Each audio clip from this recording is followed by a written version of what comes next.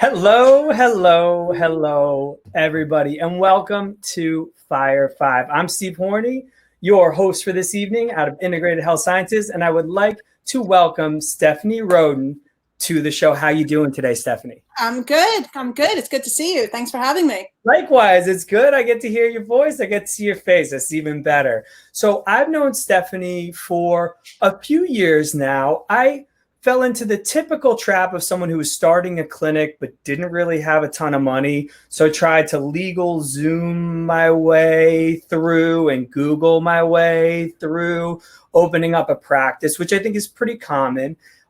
Partially because I thought that there was no way that I could possibly afford a lawyer. I only pictured lawyers as big, huge law firms where you get charged to even go in and walk in the door. And then someone introduced me to Stephanie, who's a different type of lawyer who practiced law the same way that I practice physical therapy, or I like to think that I practice physical therapy, which is thorough and personal, but also significantly more accessible than the average huge mega, we'll say clinic or mega firm. I didn't even know that people like Stephanie existed, but I'm glad that they do. So Stephanie, tell us your bio just a little bit. Spare no detail. People are here to hear what you have to say. Sure. So again, my name is Stephanie Rodin. I'm the owner of Rodin Legal PC. As of this year, I've been open 10 years on my own, which is a milestone for me. Prior to opening up my own law firm, I did a lot of litigation work where I worked with healthcare practitioners in making sure they were protected when they were being sued by patients for malpractice. And by working with them as much as I did, I realized that there were some issues that would always come up about the practices. A lot about the business management. They didn't have the right contracts, the right consent forms. They didn't have the right legal entity, things of that nature. And doing the litigation for close to 10 years, I realized I wanted to focus more on the transactional side to better protect the practitioners on that than on the litigation. And so that basically was the springboard for my firm.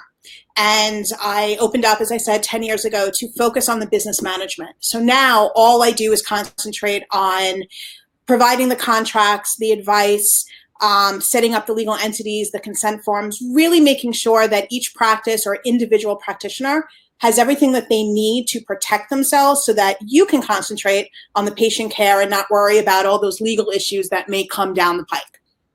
Yeah, and that was something that I was very impressed, and still to this day, something I stress to my friends who are opening up their own clinics, that a general liability waiver may give you something, but it really should be tailored to what you do, to the things that you do that might open you up to a little bit more risk. Like we do gua sha, that needs to be in our waiver. We do other things where that needs to be in our waiver. And sometimes they need to not only be in the waiver, but also followed up with an in-person initial just to kind of doubly protect ourselves. So I was always really happy with that approach that you took.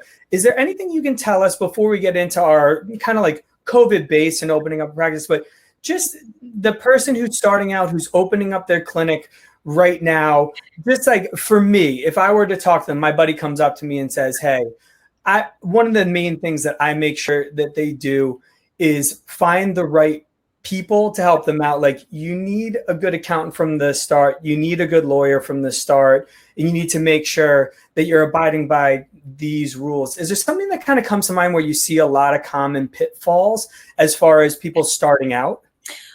Yeah, I mean, the biggest one is that unfortunately, no one is taught what they need when they open up a practice. So it's a lot of unknowns. So they don't really know what questions to ask. They don't really know who they need to have in their corner. They don't really know how to put that foundation in, and if you're starting your own practice, the main 5 things that come into play is setting up the legal entity where you need the attorney and the accountant, in providing the consent forms that you mentioned before, which isn't just about the treatment, but also about office policies, financial form, waivers for, testimonials, HIPAA privacy notice, and everything about that all patients are used to now, but that protects not just the patient, but the practice and the individual practitioners. If you're going into a commercial space, there's going to be review of a sublease or commercial lease. And if you're hiring anyone, Whether they're an independent contractor or an employment agreement, you're going to need those in place. And those are typically the first things that you need to consider when you start opening up a practice, to lay the groundwork and the foundation so you have everything in play so that you can actually start the treatment and know that you have things to protect you in the practice that you don't have to worry about. And sorry, no, so the thing that comes up most, as I said before, is that they don't know that they need that. So having that initial conversation with an attorney to say, hey, I don't know what I need, but I know that I want to open up a practice. What is it? It's very pertinent to understand all of those lines, because each one of them protects a different aspect of the practice that allows you to provide your services. And take it from me, it's so much easier and it's even cheaper in the long run to just do it right one time, because you kind of just want to set it and forget it. But if you set it to the wrong setting and forget it, it can end up causing you a ton of struggle down the road. So what do you find most challenging for your clients when they're opening up their practice? Probably actually forming the legal entity. Because in New York, it's really challenging. And I'm sure you realize this. And the reason why it's so challenging is because the Department of Education is involved. And they are incredibly rigid. They have very particular rules, and they're not run by anything. So it's their own agency. And they have to approve and confirm the license of all the paperwork and anyone who wants to open up. And because of that, it takes, on average, 2 to 3 months. So now there's the time lapse, which a lot of the clients aren't aware of or know, especially if they want this to happen as in yesterday. Yeah. And waiting for the paperwork, making sure that it gets approved, making sure that there's no confusion in the marketplace, making sure that the client doesn't start using the name before the approval is also because you're so anxious to start going, that the waiting is always, an issue. So I find once we get the name and once the paperwork gets in, things tend to go a little bit smoother after that. But getting to that point is always a little bit, because they may not be able to use the name that they want.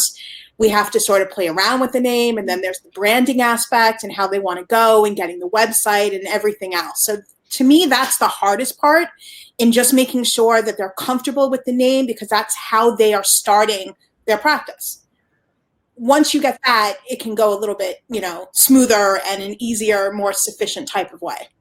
And when would you recommend? Because I think that I'm a very typical case where I was working for someone else. I was managing a larger clinic, and I had my side hustle going. I mean, I would, on the way into work, I would strength train with someone or do some physical therapy. It was really just strength training. But it was still considered physical therapy on the way in, on the way out, on the weekends. I think everyone in New York kind of works 2 jobs. Yeah. And when would you recommend, and I have a feeling I kind of can guess what you're going to say, but I think it's important for people to hear, when would you recommend people take that leap into actually making themselves official?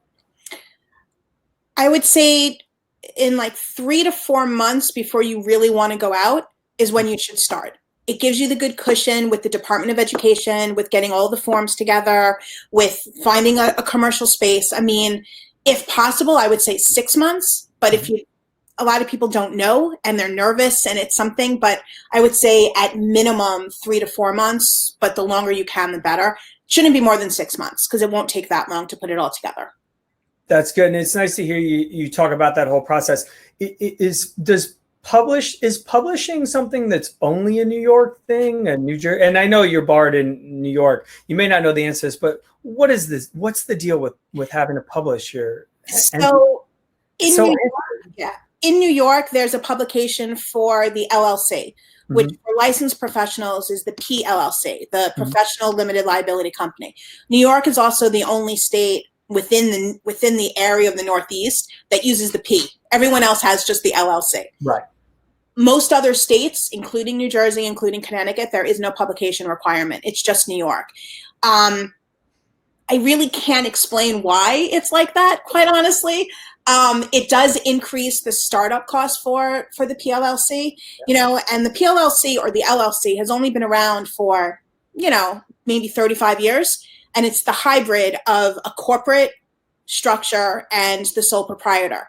Mhm. So it's incredibly popular because it gives you the corporate protection, but the flexibility of being a sole proprietor, Right. which is why a lot of people like to use it. So this publication requirement is just adding on something that may or may not, I don't want to say it's not necessary, because in New York, it's a requirement. It has to be done within 120 days of formation. If it's not done, the legal entity is not considered to be fully formed and functional. So you have to have it, but it's one of the only states that really have it. Yeah, and that just in a personal, in case anyone is listening, feel free to drop in the comments below exactly why that still needs to be so expensive and so prohibitive. I'm not saying that announcing yourself isn't a good thing to do. It seems like technology might be able to make that a little bit better. But again, anyone who's in government, feel free to chime in and help us out, because I know that for me, that is having that chunk of money hanging around. It takes a significantly longer time than if it was a $300 or $400 as in New Jersey and things like that. So either way, it is what it is. So has COVID-19 impacted the way your clients are providing treatment to their patients? A little bit. I don't want to say that they have changed their treatment. Obviously, the goal is still to provide the best treatment that you can to all of your patients, regardless of what's going on. But the changes because of COVID are now adding these extra precautions, having, more conversations with the patients, with your employees, prior to even providing the services that they're hiring you for and that they're going to you for, because everyone has a little, everyone's in fear. Everyone has, everyone's a little scared. Everyone's a little squeamish because of all of this. And, so a lot of my clients are putting into place, different guidelines and protocols for the office, not just for the patients, but also for the staff, and putting together, liability forms for COVID. So this way everyone knows exactly what's going on and the potential risks that are involved in it. There are some offices I know of that would not see any patient unless they came in with a negative COVID test that was taken within the week before, the actual appointment.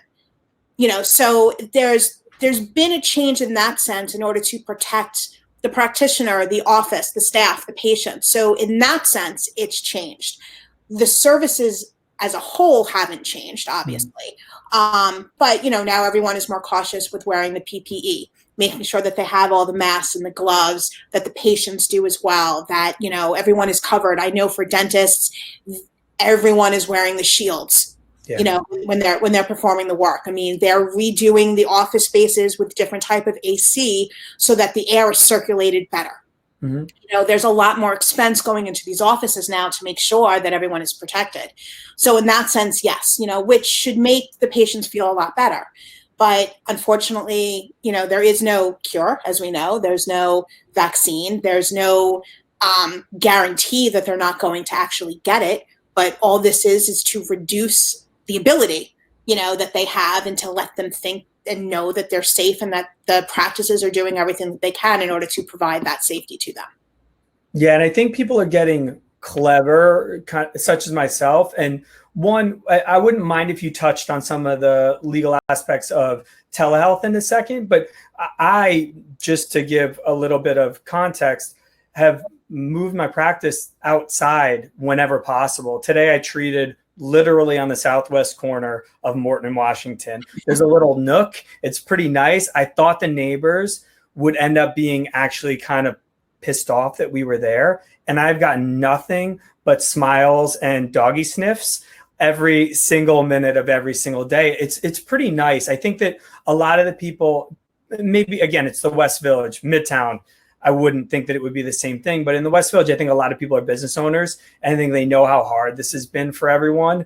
And seeing a small business owner such as myself just figuring out a way to make it work, I think that people are pretty supportive of that. And if you would have asked me, 20 years ago, I started my journey in physical therapy school for my bachelor's. If you would have told me 20 years ago that one day this boy from New Jersey would be treating on a New York City street corner with a fold-up table, I don't think that I would have believed you. But you know what? It works. And I think everyone's just trying to figure out how to make it work. Now, the telehealth, that's something I do 2 days a week. I'm still very active with that. It's good. It's not great, is how I would describe it. But what are the legal vulnerabilities with that maybe I wouldn't know of or other people wouldn't see? So with telehealth, there should be a separate consent form for it, obviously. The form should lay out all of the risks and consequences of telehealth. And the biggest one is, you're doing everything by video, just like we're doing it now, right? There could be a problem with the video. It could be a bad communication. Maybe it's staticky. Maybe the visual is bad. Maybe there's static in the background, or you can't hear me properly, or vice versa, right? If you're trying to treat someone or diagnose them, if the picture isn't clear, you may miss something. Maybe you're missing a tremor to know that there's something going on, or that there's a certain pain, or they can't move a certain way because they're sitting still. They're not really doing something. So there's a lot in telehealth that is great because, one, especially during this environment, you're able to still treat the patient, or at least let the patient know you're still there for them. You can still answer questions. You can still see each other face to face. You can still advise and give them, recommendations, but there is a limit to it. When it comes to the legalities behind it, the biggest one is HIPAA. Because on the video conferencing, you have to use a HIPAA compliant platform.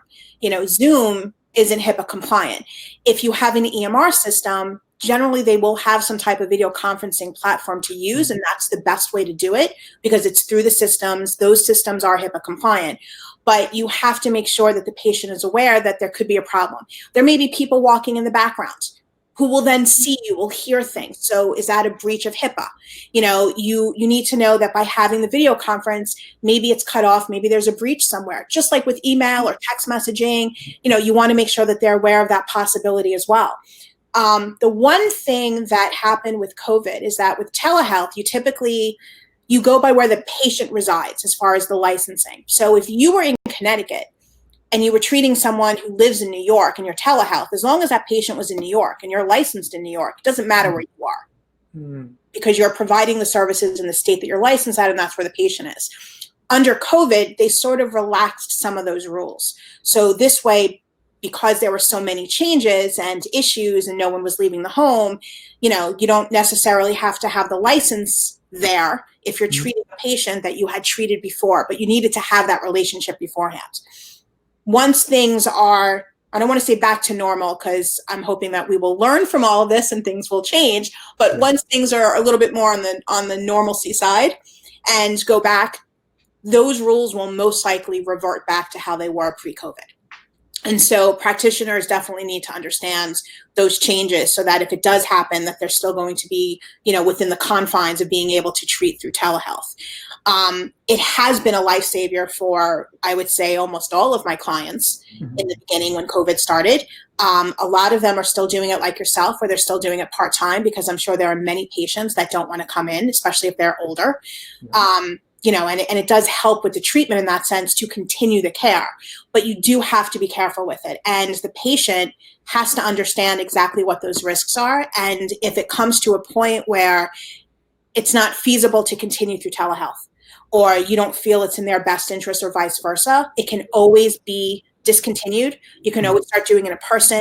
Maybe you have a phone consult instead of the video conference or something else, but it's really important to understand what the parameters are before you start doing it. And when things do go back to, I'll air quotes, normal, what are you hoping will continue that we've maybe learned from this experience and can apply to our healthcare system to perhaps make it better in the future? Well, as a whole, I think healthcare practitioners are always about, obviously, the health of their patients. But because of what happened, I think these extra precautions have really made it much more prevalent in the cleansing of offices, in making sure that things are, sanitized, things are cleaned. And when I say things, which I sort of hate that word, but when I say things, I mean, doorknobs, counter space, things that are touched by people on a regular basis. not having people wait in the waiting room, maybe not having people come with guests or visitors with them, to decrease the number of people so that it's an easier space, it's a more cleanlier space, it's a space that's freer and not as crowded for people to feel unsafe or, that they're at risk at something. And I think that's going to be the biggest change moving forward, because they're doing it now that I don't see it changing that much in the future, even if they go back, because most people are going to be used to not having anyone there. Not waiting in the waiting room. And maybe doctor's office will be a little bit more on time with their appointments. You never know. Oh, you're cute. That's great. That's cool. So what can practitioners do to protect themselves against this new climate of patient care? So as I was saying earlier, having office protocols and guidelines, or having the consent form. So within the office guidelines, you want to have something written for both the patient and the staff to know what the office is doing to protect them. What the rules are. Are they washing their hands consistently? Are you wearing masks and gloves? Are you desanitizing the doorknobs, the light switches, the countertops? When someone comes in person and you're filling out forms, let them keep the pen. Don't put the pen back, because you don't want other people touching it. Like little things like that, that's going to make everyone in the office, regardless of their role, feel safer, because they know that everything's being cleaned. How often is it being cleaned? If you're going to a doctor's office and, the doctor has an MA or a PA, whoever that may be, the medical assistant or the physician's assistant, you want to make sure that they're always working together. Don't keep mixing doctors and PAs and MAs around, because if you do, you're not going to be able to have the tracing should there be an exposure. And this way, it's the same people working together at the same time, that they can actually be more efficient. They know how each other's work. They don't have to worry about someone else coming into the mix and either changing it, or if they haven't worked with them, exposing them to something because they haven't been with them. And so you want to keep things like that in line, and this is all to help with the protection. As I indicated before, my entire firm is built around protecting as much as possible. Now, you're never going to be able to get rid of every risk. You're never going to be able to, decrease completely all liability. But the idea is to decrease it, is to lower it as much as possible by putting into place as many things as you can that informs the patient and your staff of what you're doing, and that puts things into perspective so that you can foresee problems. So you want to have that into the guidelines and the protocols, especially now. When it comes to the COVID consent form, if the patient's coming in for a non-emergency type of procedure or treatment, it's them. They're doing it voluntarily, and they know that they have the right to not come in. They can sit at home. They can have a telehealth or something else. So by them coming in on their own, it's important that they understand that just by them coming in, by commuting in, by traveling in, exposes them potentially to this very contagious virus. So they may be exposed having nothing to do with the practice. So just because they're coming in doesn't mean that if they do get exposed and they do actually have the virus and test positive, it wasn't necessarily from the practice. So the idea is to make sure that everyone's aware of this. They come in, they have their fever, their temperature taken, making sure that they don't have the fever, making sure, they haven't traveled to states that are on the New York State ban list that you have to quarantine, that they haven't been exposed to someone who's already been tested positive for COVID, or that they haven't been tested positive. And the staff is asked the same questions. It goes both ways, to make sure. And that's important. Again, it's not to eliminate the risk, but to reduce it and to let everyone be on notice about the potential risks of having an in-person treatment because of this. And that's the best way to really help the practices. Yeah, that makes perfect sense. I think my attitude was always, I don't want there to be a doubt in the person's mind. Let's say that one of my patients ended up getting COVID. I don't even want them for a moment to think that it possibly could have come because of our interaction, because we've been so transparent with how hard we're going at trying to protect ourselves and them. And I think that maybe almost like an ounce of prevention is worth a pound of cure. Patients are smarter than we maybe think that they can handle. They can handle a lot more information about this disease than necessarily you would think that they would even want. But if you really take the moment, that 5 minutes to explain, like on Tuesdays, I get tested every Tuesday. It's a rapid test. I make sure to tell everyone on that Tuesday, just thought I'd let you know on my way in, I got a rapid test. It was negative. I'm also wearing an N95 mask and with a KN95 mask over it.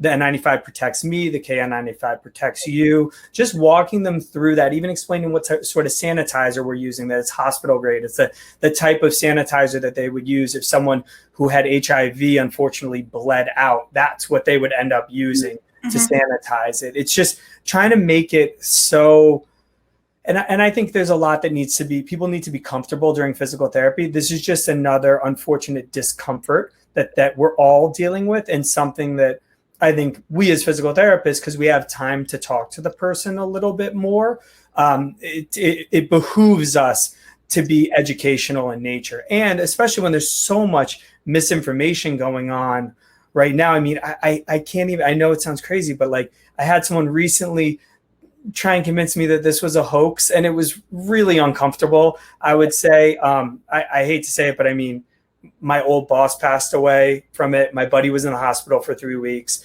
Numerous of my in-laws have ended up getting it. One of my buddies, and this is one of the things that's kind of really interesting. One of my buddies is actually an undertaker. He's a mortician, and his talks about what this was back in April to him. It's, I know it sounds weird. Hopefully I don't have to convince anyone who's listening right now, but it's not a hoax. It's a very serious thing. It affects different people differently, and that's okay. Most diseases do, but taking this seriously should be done, whether you're a healthcare practitioner or not. So, no, I definitely agree. And also with your particular field, because you're using a lot of equipment or the table or things that other patients used before or will be using after, it's incredibly important to sanitize, and that the patients either see it being sanitized or that they know about it. So this way there is no thought thinking in their head, if I touch this table or I get on this table, I may get something, or someone breathed on it, it's still in the air, or whatever it is that their mind may think. And it's incredibly important, for that purpose, not just for, obviously for PTs, but for any doctor, that they're aware of that, because there are so many things that are being touched by so many people. Yeah. That they need to make sure that, look, yes, we use this on this, patient right before you, or this client right before you, and look, we're sanitizing it. This is what we're using. And so this way they have that knowledge, and that's going to help decrease the fear, and hopefully to make the session or the appointments, with whatever doctor that they have, be a lot smoother and not be so crazed and cringing. And, I have a lot of friends who are nervous about it, and they can't relax at all. And they're incredibly, stressed, and like, I'm sure their muscles are very tight. And if they're going for PT, that's not going to help in the session. Yeah, exactly. Because it defeats the purpose. So hopefully having all of that in place will help overall with not just their fear, but also with having a more successful session and appointment with their doctor. Yeah, amen. So for practitioners who are just starting their career, are you finding any changes that they should be aware of? So for newbies, for new practitioners, generally there's always an employment agreement or an independent contractor agreement, right? If they're going to be, let's go with employees because it's a little bit easier. So you're going to have a contract. Every contract has, good and bad issues. There's, whether it's the non-competes or the benefits or the salary, there's always something, right? And you always want to make sure that everything's in writing. Now, because of what happened with COVID, where a lot of the practitioners had to shut down, some people were furloughed, some were reduced hours, some had reduced, compensation, even, because they weren't working as much or because the practices wanted to make sure that they stayed afloat. There are some new clauses that are being put in these contracts to protect the practices. So should this happen again, if there's another outbreak, if there's another pandemic, if there's a terrorist attack or something that is out of their control and not necessarily foreseeable, they want to make sure that they have the ability to decrease someone's compensation, decrease maybe the benefits, be able to change the hours if they need to in order to make sure that the practice stays afloat without having to terminate their employees. So it benefits the employee because they will still be receiving money, but obviously it's not at the same terms as the original contract. And so this is something that I'm seeing, and I'm actually putting into contracts as well, time and time again, in order to protect the practices from going under, because there are a lot that had to close as a result of what happened back in March and April. So that's something that, the new practitioners really need to keep in mind when they're seeing it. It's not to penalize them and saying, oh, we have to decrease your salary. It's actually to protect their position so that they can continue to make money and provide services, because the practice will be able to afford to continue to pay them, maybe at a slight decrease of what was originally decided. And some contracts, they're calling this the force majeure clause, which is that same concept, right? It's just making sure that if a pandemic or something happens, they're going to be able to make these decisions to help the practice. Outside of that, there hasn't really been any other changes as a result of COVID per se. It's really just the same issues that come up to make sure, again, if you're going in for new employment, anything that the potential employer says to you, you want to make sure all of that is in writing when you sign a contract. If they promise you the sun and moon, have it in writing. But not anything more specific when it comes to COVID, except for, the ability to really make those amendments when needed.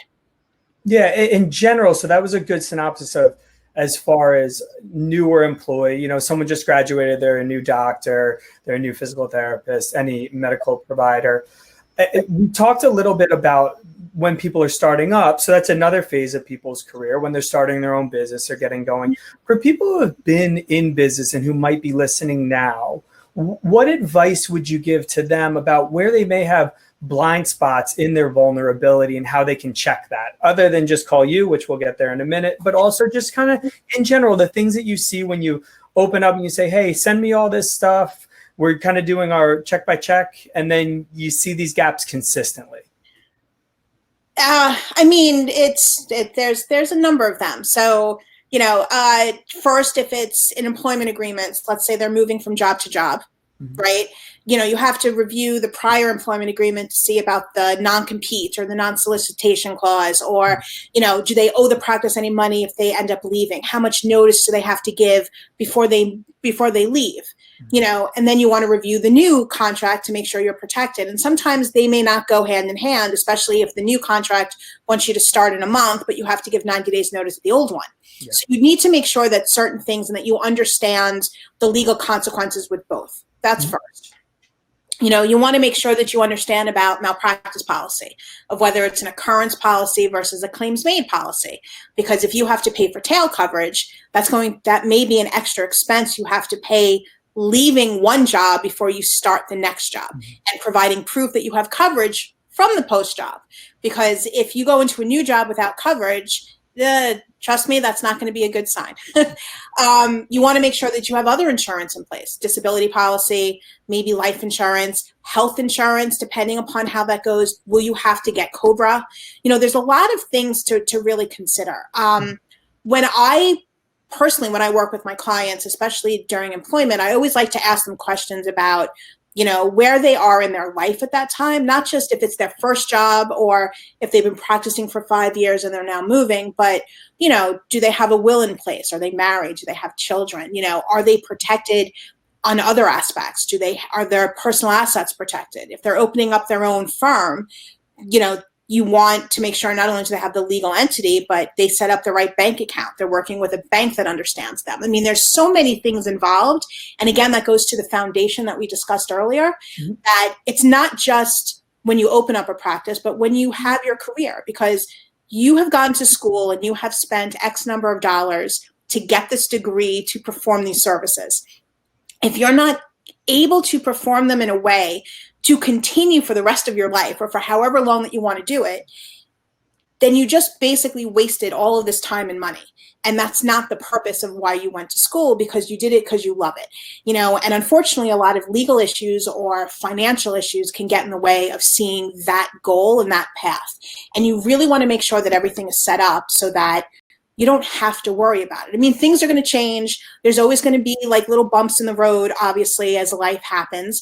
But if you start off understanding all of these broader views of how, legal connects to accounting, which connects to financial, connecting to the banks, connecting to marketing, to getting patients. And it's really a big circle that if you have everyone together, you're going to be able to face whatever challenges you get, because someone is going to be able to help you to overcome those hurdles so that you can continue practicing. And it's just make sure that you have those people in place. That makes perfect sense. And again, always the things that ring and resonate with you the most are almost the words that you wish that you would have heard.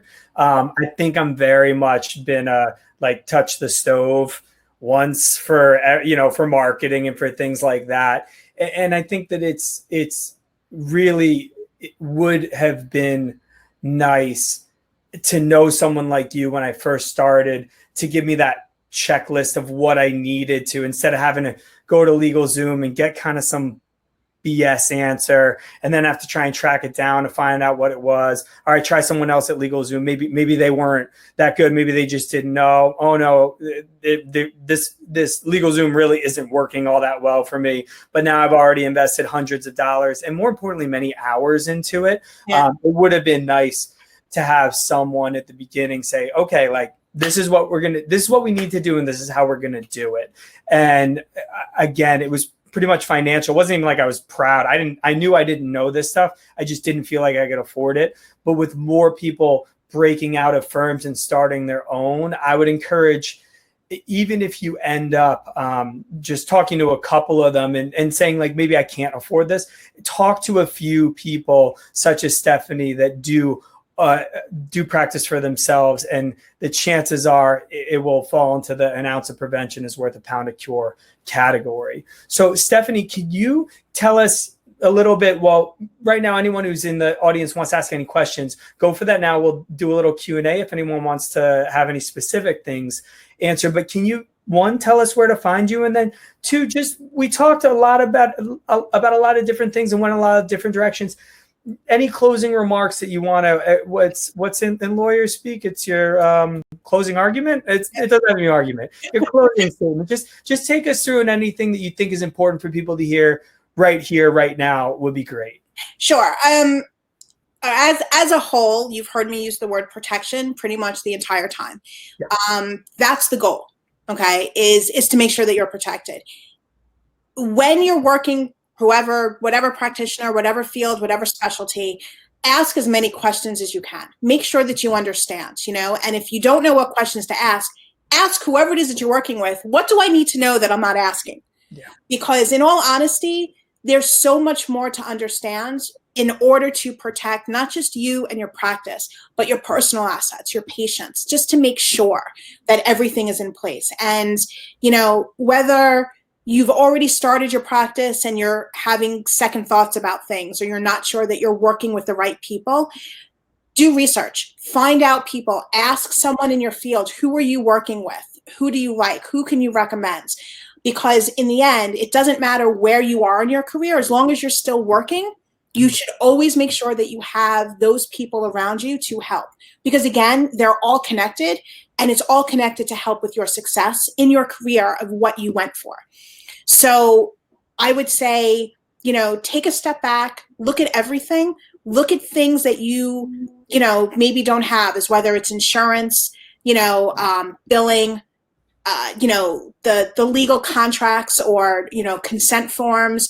Are you providing everything that you can? Are you in the right commercial space? Are you marketing yourself correctly? I mean, all of these are linked, and it's all questions to help you grow and to make sure that you get to the point that you want to, and even exceed it, which is ultimately the goal, right? So, yeah. Look, you can find me online. I mean, my website's rodinlegal.com. I'm always happy to help guide and consult with anyone, to see, that's how you and I first started, was we had a conversation to see, what questions you had and to see if I was able to help. And I'm always willing to do that. If I'm not the right fit or I can't answer those questions, I will refer you to someone else who can. Yeah, and that's something that I'll sing your praises for a moment here. One, it was nice when we first spoke how you could relate this back to me on a personal level from coming from a family of healthcare practitioners. Either way, we were going to work together, but there was just something that made me walk out of that conversation like, that's the right person to be working with. Two, how can people sign up for your newsletter? There are very few newsletters that I actually read every word of. You make them very easy, very digestible. Where can people sign up for that? You can go to my website and you can put your name in, or you can email me. You can email through info@rodinlegal.com, and I'll be more than happy to include you on the list so that you can start doing it. The newsletter comes out, as you know, once a month. I try to do it on very pertinent topics. There are a couple that just came out recently about COVID, so I try to do it with what's going on in the time period so that they're useful in that sense. I do like getting suggestions. So if there's some topic that you would like to hear or read about, please let me know, because I'm always willing to do that. It helps with my ideas, because I feel like I run out of ideas to do. But yeah, no, you can go to the website. You can sign up that way. You can email at info@rodinlegal.com, and I'll be happy to add anyone onto that newsletter. Yeah, and it really is great. It's great to have you as far as the Can you spell out the website real quick? Sorry, just you got a question. Yeah, no, absolutely. So it's ROD as in David, IN as in Nancy, LEGAL.com, rodinlegal.com. It's awesome. And then info if you want to specifically get added, I highly suggest that. And it is nice. I think you and I practice the same way. It's like, you're not just hiring me, you're hiring all of my friends that know how to do things that maybe I don't know how to do. And if I don't know, I'm not saying that I can always fix your problem, but I bet you I know someone who can. And it's nice that as far as your newsletter and your network, you're very sharing, and we really appreciate that. Well, Stephanie, I want to say thank you so much for bringing your kind wisdom to us today. This was lovely. Everyone else, thank you for attending. And for anyone who's just listening, thank you so much for being a part of our movement towards movement. We'll see you next week on Fire 5.